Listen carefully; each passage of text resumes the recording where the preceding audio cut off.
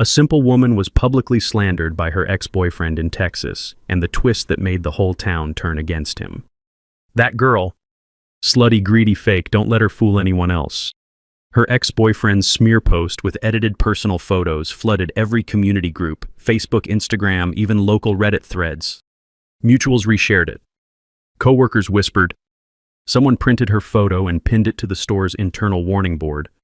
She went to work with her head down, face covered, dodging stares like she was the town's biggest criminal. No one knew. Just months later, she'd drag the man who posted that into court and destroy him completely.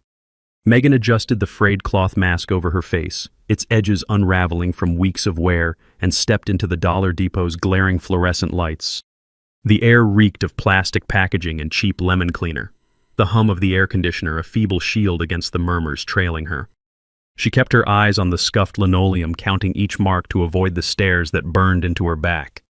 Her name tag, slightly crooked, read Megan, cashier, but it might as well have been a Target. The bell above the door jingled as a customer left, and she flinched, bracing for another glance, another whispered jab. At the register, Tanya leaned against the counter, her bleached hair catching the light, her rhinestone-studded nails tapping her phone. Tanya's laugh had always been sharp, but now it carried a cruel edge. "Yo, Megs, you seen this one yet?" she said, tilting her phone to reveal Jake's latest post, a photo of Megan from a college party, her red dress tight, her smile bright and unguarded. The caption read, "This is who she really is. Gold digger. Watch out. Megan the Menace." Tanya snorted, her eyes glinting. "Damn, girl, you got some nerve coming in here after that. So what's the deal? You really scam him or what?" Megan's fingers curled around the counter's edge, her knuckles pale against the chipped laminate. She didn't answer. Silence was her armor, but it couldn't dull the sting of Tanya's words. Across the store, Mr. Hensley, the manager, shuffled papers at his cluttered desk, his comb-over slick with sweat. His frown was a permanent fixture, but today it deepened as he glanced her way. "Megan, we need to talk after your shift," he called loud enough for the couple browsing the candy aisle to turn. "Got some concerns about your conduct." The word conduct landed like a slap, and the woman in a denim jacket smirked, her cart squeaking as she edged closer to eavesdrop. Before Megan could nod, the bell jingled again and Carla strutted in her heels, clicking like a metronome. Carla, with her overpowering floral perfume and a purse that screamed wealth, was a regular who flaunted her status. Her husband owned half the strip malls in town. She tossed a pack of batteries onto the counter, her lips curving into a saccharine smile. "Oh, Megan, you're still here," she said, her voice dripping with mock surprise. "After all that mess online? Honey, I'd have left town by now. People are saying you stole from that poor boy and worse. What's that hashtag Jake used? Megan the Menace. It's trending locally, you know." She laughed, a high-practice sound that echoed in the quiet store, and Tanya joined in, her phone still glowing with the post. Megan scanned the batteries, her hands steady despite the heat rising in her chest. The scanner's beep was her only response. She slid the pack into a plastic bag, her movements precise, almost mechanical. Carla leaned closer, her perfume choking the air. "You know, a girl like you should be more careful. Parading around in those dresses, acting all innocent, then fleecing men. This town doesn't forget. We talk, Megan. We always talk." She snatched the bag and turned away, her heels striking the floor like gunfire, leaving a trail of scent that lingered. As the door swung shut, Tanya leaned in, her voice low but eager, like she was sharing a scandal. "She's not wrong, Megs. I mean, Jake's got receipts, right? He's saying you took his cash, lived it up, then dumped him when he caught you, doing whatever online. People are pissed. You see the Reddit thread. They're calling you a barfly, saying you're selling pics or something. There's even a Twitter thread with your old party photos. It's wild." She paused, her eyes searching Megan's face for a crack, but Megan straightened a stack of receipts, her expression hidden behind the mask. The bell rang again, and Derek, a stocky guy from Jake's construction crew, stomped in his work boots, leaving clumps of dirt on the floor. Derek was all bluster, his loud laugh a staple at local bars, his opinions louder still. He marched to the counter and slapped down a pack of gum. "Yo, Megan, you famous now, huh? Jake's got the whole town talking. Says you played him for thousands, then tried to hook up with his boss. That true?" He grinned, showing a chipped tooth, his eyes gleaming with malice. "Come on, fess up. We all know you ain't as sweet as you look." Megan rang up the gum, her fingers moving faster now, the scanner's beep sharp and final. She slid the pack across the counter, her eyes fixed on the register. Derek leaned forward, his breath sour with coffee and tobacco. What, you too good to talk now? Or you just scared everyone's gonna find out what you really do at night? Jake says he's got proof, girl. Says he's taking you to court and you're gonna regret crossing him. He grabbed the gum and sauntered out, tossing a final jab over his shoulder. Better watch your back, gold digger. The store wasn't done with her yet. As Derek's truck roared out of the parking lot, a group of 3 women entered, their voices loud, their outfits screaming country club privilege. The leader, Rhonda, a bank manager's wife with frosted highlights and a pearl necklace, carried herself like she owned the town. Her 2 friends, Linda and Sue, trailed her, their laughter already spilling over. Rhonda tossed a pack of paper towels onto the counter, her eyes locking onto Megan's name tag. Well, look who's still playing cashier, she said, her voice carrying to the back of the store. Megan, right? The one Jake's been warning everyone about. I saw those photos, honey. You think you can dress like that, scam a good man, and just waltz in here like nothing happened? Linda chimed in, her voice nasal. My cousin knows Jake's mom. She says you took him for everything, then had the nerve to cry victim. Sue, clutching her purse, added, girls like you don't belong in a decent town. Why don't you just pack up and go? Spare us the embarrassment. Their words overlapped, a barrage of venom, each one landing like a fist. Customers turned, some nodding, others whispering. Rhonda leaned over the counter, her pearls glinting. You're a disgrace, Megan. Your mother must be ashamed raising a daughter who'd stoop so low. Megan scanned the paper towels, her hands trembling now, the beep of the scanner drowned out by their laughter. She bagged the item, her silence louder than their taunts, but her fingers lingered on the bag as if holding on to something slipping away. The store fell quiet, save for the AC's hum and Tanya's stifled giggle. Megan stood still, her hands resting on the counter, the mask concealing the flush of her cheeks. She didn't cry, didn't snap, didn't even look up. But her fingers brushed the edge of her name tag, tracing the letters of her name as if anchoring herself to something real. Outside, the Texas sun blazed, glinting off a pickup truck that slowed as it passed, the driver staring through the glass door. Megan turned away, grabbing a rag to wipe the counter, though it was already spotless. That night, in her cramped one-bedroom apartment, Megan stood before the bathroom mirror, the mask finally off. Her reflection showed a face that was pretty but exhausted, with faint shadows under her eyes and dark hair pulled into a messy bun.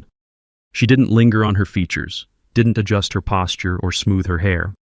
Instead, she stared into her own eyes, unblinking, as if searching for something unbroken. The sink dripped a steady plink that echoed the texts piling up on her phone left on the counter. She didn't check them. She knew their venom trash. Whore. Get out of Texas. One from an anonymous number had been worse. If you show your face in public, the whole town's gonna know who you really are. She turned off the light and moved to the living room, where a single lamp cast a soft glow over a stack of textbooks on a thrift store coffee table. Principles of Accounting. Introduction to Business Law. Her night classes were her lifeline, a path to a degree she'd been chasing for years, 1 credit at a time. She opened a notebook, its pages filled with neat handwriting, and began to write, her pen moving with the same precision she'd used at the register. But her hand paused, and her gaze drifted to a framed photo on the wall. Her mother smiling in a faded sundress, standing outside their old trailer home. The memory came unbidden, neighbors whispering as her mother walked by, their voices carrying, "She can't even afford a decent shirt. What kind of woman lets herself go like that?" Megan had been 10, holding her mother's hand, feeling the tremble in her fingers. She'd looked up, and her mother's smile hadn't wavered, but her eyes had been distant, locked somewhere far away. The phone buzzed again, pulling her back. She ignored it and returned to her notebook, but the words blurred. She closed her eyes, and another memory surfaced, a night 2 years ago. Jake leaning against his truck, his breath heavy with beer. "You're lucky I'm with you, Megs," he'd said, tossing a cigarette butt into the dirt. "Girl like you, no money, no class. You'd be nothing without me." She'd stood there, her hands in her pockets, watching the ember fade into the gravel. She hadn't argued. She never did.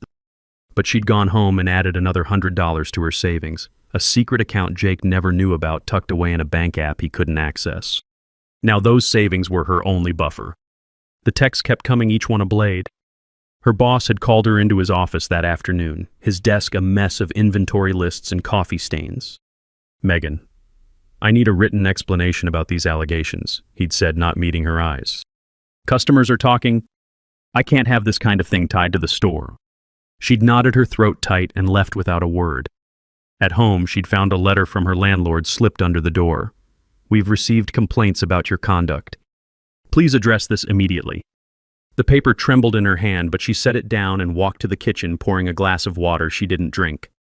The weight of the town's judgment pressed harder each day, a suffocating fog that followed her from the store to her apartment, from her classes to the grocery store where cashiers averted their eyes. One night, after a shift that left her hands raw from scrubbing shelves, Megan sat on her couch, the lamp dim, the textbooks untouched. Her phone lay face down, but she knew the messages were there, piling up like stones. She reached for a drawer, pulling out a small box where she kept mementos, a locket from her mother, a ticket stub from her first concert, a folded note from a high school teacher that read, "You're going places, Megan. Don't let anyone stop you." She held the note, her fingers tracing the faded ink, and for a moment her shoulders slumped. The memory came sharp and unbidden, her mother years ago, standing in their trailer's tiny kitchen, her hands shaking as she read a letter from a creditor. "We'll get through this," her mother had said, but her voice had cracked, and Megan, barely 12, had seen the fear in her eyes. Now Megan felt that same fear, but worse, a bone-deep dread that the town's lies would bury her, that her mother's pride would shatter under the weight of whispers. She folded the note and returned it to the box, her hands steady, but her breath uneven, the silence of the apartment louder than any scream. The next day she went to work as usual, the mask back in place. The store was busier, the weekend crowd filling the aisles with chatter and the clatter of carts. Tanya was at the register, her phone never far, and Mr. Hensley hovered near the back, his frown deeper than ever. A new face appeared, Mrs. Whitaker, a woman in her 50s with a platinum bob and a diamond bracelet that caught the light like a warning. She was a local realtor known for her charity galas and a tongue that could slice through reputations. She approached the counter with a single candle, her smile thin as a blade. "Megan, dear, you're the talk of the town," she said, her voice loud enough to turn heads. "I saw those posts. Honestly, I'm shocked you're still here acting like nothing's wrong. A girl with your reputation should know better than to show her face." Megan scanned the candle, the beep steady. She didn't look up. "Mrs. Whitaker leaned closer, her bracelet clinking against the counter. "You know, my daughter went to school with you. She always said you were trouble, always chasing boys with money. And now this? It's embarrassing for your family, isn't it? Your poor mother must be mortified having her name dragged through the mud like this." She paused, waiting for a crack in Megan's composure, but Megan slid the candle into a bag and handed it over her hands, unwavering. As Mrs. Whitaker walked away, a man in a cowboy hat, his boots polished to a mirror shine, stepped up. He was Buck, a friend of Jake's father, a rancher with a voice that boomed across rooms. He tossed a pack of batteries down his eyes, narrowing. "Heard you're in some hot water, little lady," he said, his drawl thick. "Jake's a good kid. You shouldn't have played him like that. This town don't take kindly to liars, especially ones who think they can scam their way up. You ought to leave before things get worse." He paid in cash, his fingers brushing hers as he took his change, a deliberate challenge. Megan didn't flinch, her hand steady as she closed the register. The whispers grew louder, a chorus of judgment that followed her through the shift. A teenage girl in the next aisle giggled, whispering to her friend as they snapped a quick photo of Megan, their phones flashing. An older man, a regular who always bought chewing tobacco, muttered under his breath as she rang him up. "Shame on you, girl. Leading a man on like that?" By closing time, her mask was damp with sweat and her hands shook as she locked the register. Tanya lingered, her voice casual but cruel. "You know, Megs, maybe you should just apologize to Jake. Might make this all go away. I mean, nobody believes you're innocent, so why keep pretending?" Megan grabbed her purse and walked out, the night air heavy with the scent of asphalt and distant barbecue smoke.